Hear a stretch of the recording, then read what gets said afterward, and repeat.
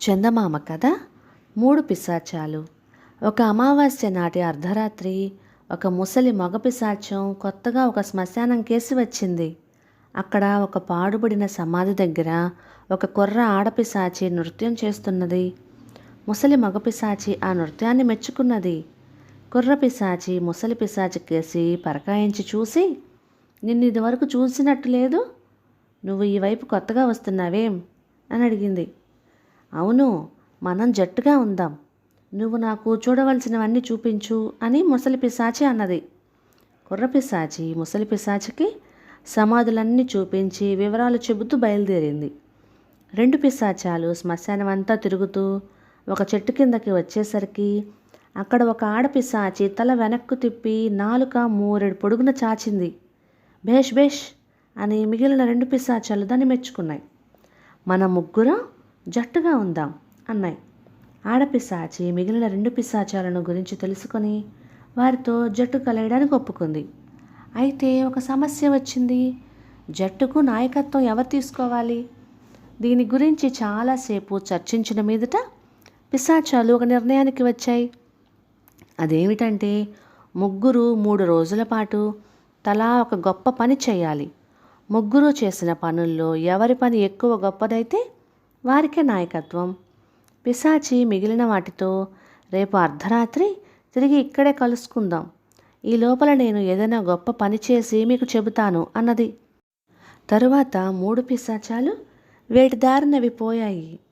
మర్నాడు రాత్రిజాము నడుస్తున్నది. ముసలి పిశాచం శ్మశాన ప్రాంతంలోనే తచ్చాడుతున్నది. అది ఇంకా ఏ గొప్ప పని చెయ్యలేదు.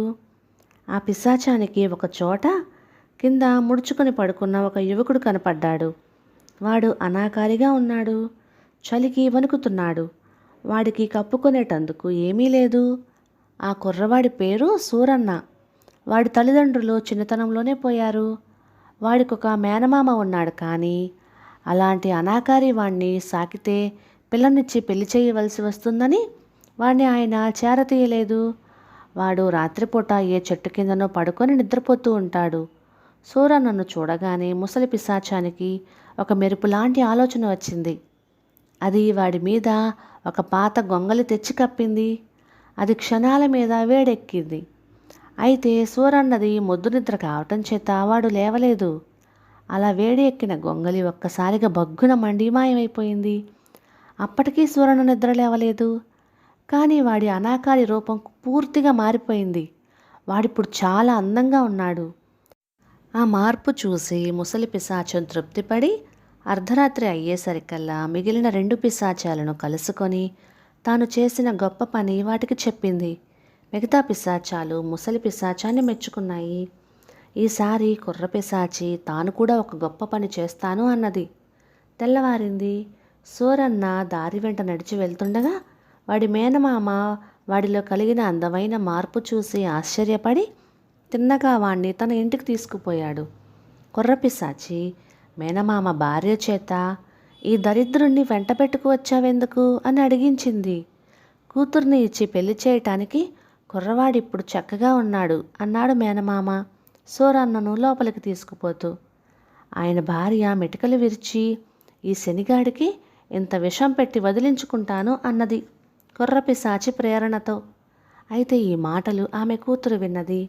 ఆ పిల్ల రహస్యంగా సూరన్నను కలుసుకొని, నువ్వు పారిపో, అమ్మ నిన్ను చంపాలి అనుకుంటున్నది అని కంగారుగా అన్నది. సూరన్న ప్రాణభయం కొద్దీ పారిపోయాడు.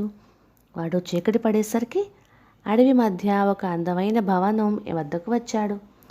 అందులో నుంచి అనేక మంది పరిచారికలు వచ్చి వాని లోపలికి తీసుకుపోయి పన్నీటితో స్నానం చేయించి పట్టుబట్టలు కట్టించి బ్రహ్మాండమైన విందు భోజనం పెట్టి పట్టుపరుపు మీద పడుకోబెట్టారు.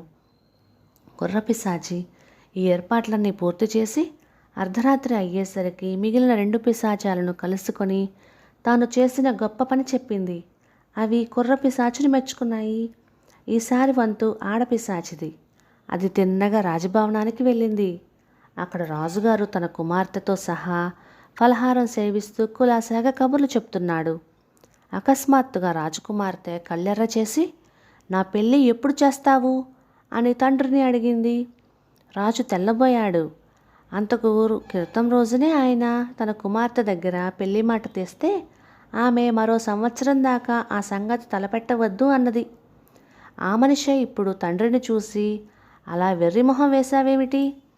అడవి మధ్య ఒక అందమైన భవనం ఉంది. అందులో నా కోసం సూరన్ ఎదురు చూస్తున్నాడు. అతన్ని ఇక్కడికి తెచ్చి నాతో పెళ్లి చేయకపోతే నేనే అక్కడికి వెళ్ళిపోతాను అంటూ అన్నది. ఏం చేయటానికి పాలుపోక రాజు కొంత పరివారాన్ని తీసుకుని బయలుదేరాడు. నిజంగానే అడవి మధ్య అందమైన భవనం ఉన్నది. అందులో మరింత అందంగా ఉన్న సూరన్న కనిపించాడు. రాజు వాణ్ణి చూసి ముచ్చటపడి తీసుకుపోయి తన కూతుర్నిచ్చి అప్పటికప్పుడే పెళ్లి చేశాడు. ఆడపిశాచి కూడా ఒక గొప్ప పని సాధించింది. ఆ రాత్రి 3 పిశాచాలు కలుసుకున్నప్పుడు ఆడపిశాచి, మీకన్నా నేనే గొప్ప పని చేశాను, మన జట్టుకు నేనే పెద్దను అన్నది. చాలే, సూరన్న ఇల్లు ఐశ్వర్యము చూసి రాజుగారు పిల్లనిచ్చారు. నేను చేసిందే గొప్ప పని అన్నది కుర్రపిశాచి. మీరిద్దరూ నోరు ముయ్యండి. ఆ సూరన్నను అందగాడిగా చేసింది నేను, పైగా వయస్సులో పెద్దవాణ్ణి. నేనే జట్టుకు నాయకుడిగా ఉండాలి అన్నది ముసలి పిశాచి. 3 పిశాచాలు ఇలా చాలాసేపు తగులాడుకొని చివరకు సూరన్నని అడుగుదామని బయలుదేరాయి. సూరన్న రాజభవనంలో పట్టుపరుపుల మీద సుఖనిద్రలో ఉన్నాడు. పిశాచాలు వెళ్ళి వాణ్ణి నిద్రలేపి తమను తాము పరిచయం చేసుకున్నాయి. నిన్ను అందగాడిగా చేసింది నేనే అన్నది ముసలి పిశాచి. నిన్ను ఐశ్వర్యవంతుని చేసింది నేను అన్నది కుర్రపిశాచి. నిన్ను రాజుగారి అల్లుణ్ణి చేసింది నేను అన్నది ఆడపిశాచి. మాలో ఎవరు చేసిన పని గొప్పది అని 3 పిశాచాలు అడిగాయి. సూరన్న కోపం పట్టలేక ఆ పిశాచాలను తన్నినంత పనిచేసి, మీ వెర్రిమొర్రి తగువు తీర్చడానిక నా నిద్ర చెడగొట్టారు, వెళ్ళండి ఇక్కడి నుంచి, ఎన్నడూ ఇలాంటి పిచ్చి పనులు చేయకండి అని వారించాడు. పిశాచాలు చిన్నబుచ్చుకొని, మనం జట్టుగా ఉంటే ఇలాంటి పిచ్చి పనులు ఇంకా ఎన్ని చేస్తామో, ఎవరిని దారిన వాళ్ళు ఉండడమే మంచిదిలే అనుకొని అవి విడివిడిగా వెళ్ళిపోయాయి. కథ సమాప్తం. ఇక ఈ కథ మీకు నచ్చినట్లయితే ఇలాంటి మరెన్నో చిట్టి పొట్టి తెలుగు కథల కోసం please like, share and subscribe to my channel. Thank you.